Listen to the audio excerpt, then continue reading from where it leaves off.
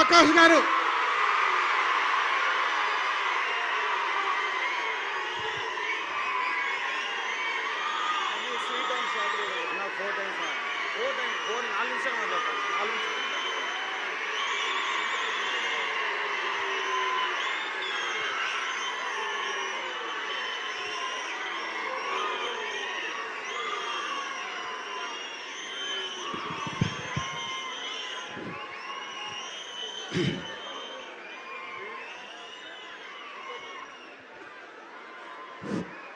Stage మీద ఉన్న పెద్దలకు,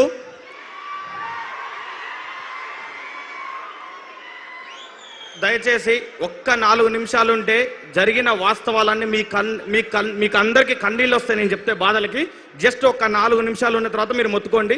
4 నిమిషాలు నేను చెప్పేది వినండి అందరూ. జస్ట్ తెలంగాణలో పోలీస్ అభ్యర్థుల మరణాలు ఎలా జరుగుతున్నాయో క్లియర్గా చెప్తా. జస్ట్ ఒక్క 4 నిమిషాలు మీరు సైలెంట్గా ఉంటే నేను స్పీచ్ తొందరగా ముగిస్తా. పెద్దలు మాట్లాడాలి. స్టేజ్ మీద ఉన్న పెద్దలకు, స్టేజ్ కింద ఉన్న తెలంగాణ జ్ఞాన జ్యోతులకు, పోరాట యోధులందరికీ పాదాభివందనాలు. తెలంగాణ తెచ్చుకుందే నిధులు, నియామకాలు, నిధుల ద్వారా తెచ్చుకున్నాం. కానీ ఈ కాంగ్రెస్ ప్రభుత్వం వచ్చిన తర్వాత రైతులకు నీళ్లు రాకపోయే, తర్వాత విద్యార్థులకు నియామకాలు రాకపోయే, నిధులు ఎట్టిపోతున్నాయో ఆ దేవుడికే తెలియాలి. ఇప్పుడు పోలీస్ అభ్యర్థులలో చెప్తున్న ఒక స్టోరీ, నారాయణపేటకు చెందిన రమేష్ అనే స్టోరీ. ఇది మరలా ఒకసారి చెప్తున్నాను నేను, వినండి. మే నెలలో, జూన్ నెలలో తొలకరి జల్లులు పడ్డాయి. తొలకరి జల్లులు పడ్డ తర్వాత మన ఇంటి దగ్గర ఉన్న వాళ్ళు కౌలుకి పొలానికి రైతు డబ్బులు చెల్లించాలి కదా. ఆ డబ్బులు చెల్లించడం కోసం తన భార్య మెడలో ఉన్న బంగారు తాడిని బ్యాంకులో తాకట్టు పెట్టి ఆ డబ్బులు తీసుకువచ్చి కొన్ని భూమి తీసుకున్న వ్యక్తికి కట్టి మిగిలిన డబ్బులు విత్తనాలకి దాచుకున్నాడు అనమాట. ఆ దాచుకున్న డబ్బులు ఏం చేసిందంటే జూన్ 2వ తారీఖు 19,000 పోస్టులతో నోటిఫికేషన్ రాబోతుందని సివి ఆనంద్ గారు ఆర్థిక శాఖకి ఆమోదం పొందిందని చెప్పారు. అది చూసిన ఆ తండ్రి ఆ డబ్బులు కొడుక్కి ఇచ్చి హైదరాబాద్ తోలితే కరెక్ట్గా హాస్టల్ ఫీజు, కోచింగ్ ఫీజు అన్ని డబ్బులు అయిపోయిన తర్వాత 5,000 పోస్టులకు మాత్రమే ఆర్థిక శాఖ ఆమోదం తెలియదని చావు కబురు చల్లగా చెప్పినప్పుడు ఆ కొడుకు మాకు ఫోన్ చేసి, అన్నా ఇంటి దగ్గర నాన్నకి విత్తనాల డబ్బులు తీసుకొని కోచింగ్కి వచ్చిన కన్న తల్లి ఏమో బంగారు తాడు ప్లేస్లో పసుపు తాడు కట్టుకొని నిలబడింది, వీడేమో 5,000 పోస్టులు వేస్తా అంటున్నాడు, నా కులానికి 1 పోస్ట్ వస్తుందని చెప్పితే దానికి సమాధానం ఏమని చెప్పాలి? తెలంగాణలో ఎవరిని అడగాలి? ఆ సమాధానం ఎవరిని అడగాలి? ఆ పిల్లగాడి యొక్క గొంతు అంతా రేవంత్ రెడ్డి కాదు. 5,000 పోస్టులు నువ్వు ఎలా పంచుతావన్నావో నేను ఇక్కడి నుంచి చెప్తున్నా, వినండి మీరు. సరూనగర్ స్టేడియం నుంచి నువ్వు ఏ ఎల్బీ నగర్ స్టేడియంలో అయితే 5,000 నియామక పత్రాలు ఇస్తున్నా, తలలు లెక్క పెట్టుకుంటున్నావు కదా. ఇదే మా పోలీస్ అభ్యర్థులతో ఛాలెంజ్ చేస్తున్నా. 5,000 పోస్టుల్ని నువ్వు రోస్టర్ విధానంలో SC, ST, EWC, BCA, BCD, ఈ ఎన్సీసీ కోట, సిపిపి కోట, ఎంఎస్పీ కోట, స్పోర్ట్స్ కోట, ఎక్స్ సర్వీస్ అని కోట, హోంగార్డ్ కోటకి 15 రకాల కోటాలకి నువ్వు ఎలా పంచుతావో మా అందరికీ కూడా చూపెట్టు. 5,000 పోస్టులలో 3,000 పోస్టులు సిటీ సరౌండింగ్ లో పోతే 2,000 పోస్టులు 29 జిల్లాలకు వస్తే మిగిలిన 1,400 పోస్టులు 33% మహిళల బొంగ 1,400 పోస్టులు 29 జిల్లాలకు 14 కేటగిరీలకి పంచు. నువ్వు పంచే ధైర్యం ఉందా? నీకు గుండె ధైర్యం లేకనే ఇన్ని రోజులకి 5,000 పోస్టులకి నువ్వు నోటిఫికేషన్ ఇవ్వలేకపోయినావు. అదే ఇచ్చే ధైర్యం ఉందా? ఒక్క కులంలో 1 పోస్టు కూడా రాకుంటే నువ్వెందుకయ్యా పోస్టులు నువ్వెందుకు ఇస్తున్నావు?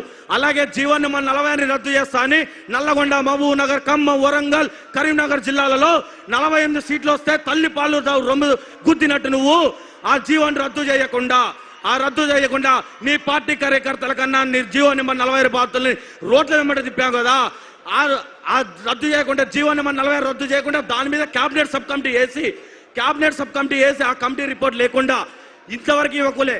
ఆ కమిటీ రిపోర్ట్ ఇవ్వకుండా టీజీఎస్పీ పోస్టులను రిలీజ్ చేసినట్లయితే దాని మీద కోర్టులో కేసేస్తుందని తెలుసుకొని ఈ తెలంగాణ ఉమ్మడి ఆంధ్రప్రదేశ్ వచ్చిన చరిత్రలో టీజీఎస్పీ పోస్టులు లేకుండా నోటిఫికేషన్ ఇచ్చిన చరిత్రలో రేవంత్ రెడ్డి గారు ఒక్కడే మిగిలిపోయిండు. ఇన్ని అవాస్తవాలు జరుగుతున్నాయి. అదే జీవన్ 46 మీద హైకోర్టులో కేసు నడుస్తున్నప్పుడు రాకేష్ రెడ్డి అన్న మా అందరి దగ్గరకు వచ్చి ఆ రోజు ముఖాల మీద కూర్చొని ఏడుస్తున్న సమయంలో మా మేము ఓట్లేసిన ఏ నాయకుడు రాలే, మేము ఓటేయని రాకేష్ రెడ్డి అన్న వచ్చే మా కన్నీళ్లు కూర్చాడు. ఇక్కడున్న పోలీస్ అభ్యర్థులందరికీ అది గుర్తుపెట్టుకోవాలి. ఆ రోజు కేటీఆర్ సార్ గారు మాకు ఫోన్ చేసి, బిడ్డ మేము ఆ రోజు తప్పు జరిగింది మా వల్ల తెలుసుకోలేక దాని తర్వాత ఆ కేసుని కూడా సుప్రీంకోర్టు వరకు సార్ తీసుకెళ్లి మనకు సహకరిస్తున్నాడు. అలాగే జీవో నెంబర్ 31 ఏజ్ రిలాక్సేషన్, ఇది ఎంత అన్యాయమో చెప్తా. కేసీఆర్ గారు 2022లో పోలీస్ నోటిఫికేషన్ ఇచ్చినప్పుడు 2010 కరోనా టైము, అంతకన్నా ముందు 2 సంవత్సరాలు లాస్ అయిందని జీవో నెంబర్ 48 జీవో 60 తీసుకొచ్చి 27 సంవత్సరాలు ఉన్న ఏజ్ని 32 సంవత్సరాలుగా పెంచాడు. నేను అంతకన్నా గొప్పని కావాలనే ఉద్దేశంతో జీవో 31 తీసుకొచ్చి 32 సంవత్సరాలని 34 తీసుకొచ్చాడు. 2024 ఫిబ్రవరి 7 నుంచి 2026 ఫిబ్రవరి 7 వరకు ఈ 2 సంవత్సరాల కాలంలో పోలీస్ నోటిఫికేషన్ వచ్చిందా? ఆ జీవో చెల్లని జీవో చరిత్రలో నిలిచిపోయింది. ఏ దరిద్రుడైనా ఏ మూర్ఖుడైనా ఏజ్ రిలాక్సేషన్ పెంచుతాడు కానీ జీవో అది గ్రహించిన సుధీర్ రెడ్డి గారు, మన ఎల్బీ నగర్ శాసనసభ్యులు, ఆ జీవోలు ఎవడు చూడడనుకున్నాడు.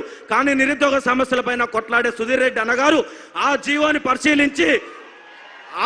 పరిశీలించి వెంటనే ప్రెస్ మీట్ పెట్టడం ద్వారా నైట్కు నైటే జీవో నెంబర్ 87 రిలీజ్ చేసి 34 సంవత్సరాలు ఉన్న దాన్ని 32 సంవత్సరాలు 27 నుంచి 32కు పెంచాడు.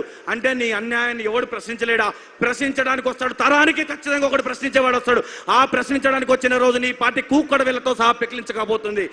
ఇందివాస్ ఒక్కరోజు దిల్సుఖ్నగర్ వచ్చినా మా పోలీస్ అభ్యర్థుల కష్టాలు తెలుస్తాయి. హాస్టల్లో అన్నం తినలేక సాయిబాబా టెంపుల్ అర్ధాకలతో అలమటిస్తూ స్టడీ హాలల్లో వెన్నుముక అరిగేలాగా కూర్చున్నా నువ్వు 5,000 పోస్టులు వస్తాయని చెప్పిన రోజు మా గుండె పగిలిపోయింది కదా. ఇచ్చిన వినతి పత్రాలు చిత్తు కాగితాలలాగా చెత్త బుట్టలోకి వెళ్తుంటే సమస్యకు పరిష్కారం ఎక్కడ దొరుకుతుంది? ఎవడిని అడిగితే పోలీస్ అభ్యర్థులకు న్యాయం జరుగుతుంది. హోమ్ మినిస్టర్ సీఎం దగ్గర పెట్టుకున్నాడు, బోర్డు డీజీపీ ఆఫీస్ దగ్గర పెట్టుకున్నాడు. మేము చెమట చుక్కలుగా వచ్చిన ఈ తెలంగాణ గ్రామీణ ప్రాంత పోలీస్ అభ్యర్థులు ఎవరి దగ్గరకు వెళ్ళాలి? సీఎంని కలవనిస్తారా? బోర్డులోకి రానిస్తారా? అంటే మేము ఎవరిని అడగలేమని కదా. రాజ్యాంగం కల్పించిన ఓటు హక్కు ఉంది కదా, నువ్వు వస్తావు కదా మళ్ళీ మా ఇంటికి.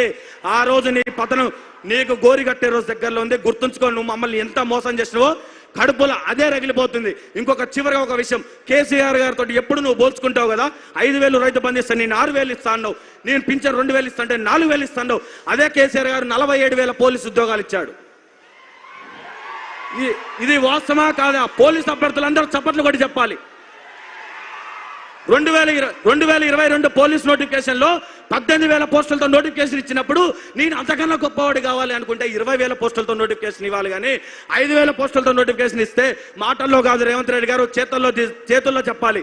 18 మంది అమరవీరులు జరిగారు. ఇదే ఇంకొక విషయం, జీవో నెంబర్ 46 కేసు హైకోర్టులో జరుగుతుంది. మేమందరం హైకోర్టుకి ఆటోలో వెళ్తుంటే కోర్టులో కేసు వేసిన వాళ్ళ నాన్న మా అమ్మటి రోజు తిరిగే విద్యార్థి రోజు ఫోన్ చేసి వాళ్ళ నాన్న కేసు ఏమైంది చిన్న మావాడు ఊకే భయపడుతుండే ఇంట్లో అని అడిగితే, కోర్టుకు పోయే క్షణం వల్ల వాళ్ళ నాన్న ఫోన్ చేస్తే, అన్నా నా కొడుకు చచ్చిపోయిండు దినానికి రమ్మని నా తండ్రి చెప్పినప్పుడు గుండెలు రోజు ఇచ్చినాయి కదా అక్కడ ఉన్న వాళ్ళై.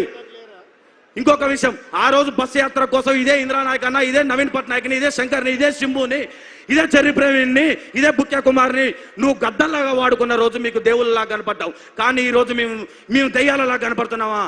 మా యొక్క రక్త చెమట చుక్కలతోటి మీకు కాన్వాయ్ లేని రోజు, మీరు తిరిగిన రోజు మేమేమో ఏం బాధలు పడాలి? ఒక్కరోజు నువ్వురా,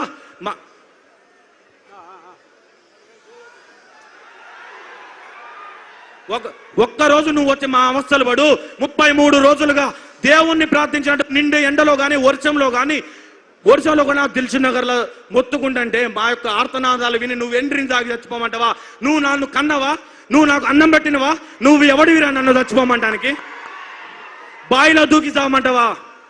నీకు ఓటేయడం కోసం ఇదే జీవో నెంబర్ 46 బాధ్యులు నీకు పోలీస్ అభ్యర్థులు నువ్వు అనుకుంటున్నావేమో. చరిత్రలో పోలీస్ అభ్యర్థులతో పెట్టుకున్న వాళ్ళు ఈ తెలంగాణ రావడానికే 2009 October 9 police GO 14 free zone కోసం కేసీఆర్ గారు దీక్ష చేస్తేనే నీ ప్రభుత్వం కూలిపోయి 2014లో వచ్చింది. గుర్తుపెట్టుకో, పోలీస్ అభ్యర్థులతో పెట్టుకున్న వాడు ఎవడు కూడా చరిత్రలో మిగలేదు. 15 లక్షల మంది అప్లికేషన్స్ ఇంటూ 3 అంటే 45 లక్షలు నీకు కుక్కడ వేలతో సహా పెకిలించబోతాయి. నేను ఇంకొక విషయం చెప్పాలనుకుంటున్నా. ఆ రోజు కేసీఆర్ సార్ గారు గెలవాలి, కిందన్న ఎమ్మెల్యే మీద అవినీతి, కేసీఆర్ సార్ గెలుస్తలే అని కిందన్న ఎమ్మెల్యే ఎమ్మెల్యే ఓడిపోతే ఏం కాదు అనుకున్నారు. కానీ ఈ రోజు రేవంత్ రెడ్డి గారు ఏమంటారు, రేవంత్ రెడ్డిని ఓడగొట్టాలని, కాంగ్రెస్ ఎమ్మెల్యేని ఓడగొట్టాలని నిర్ణయించుకున్నారు.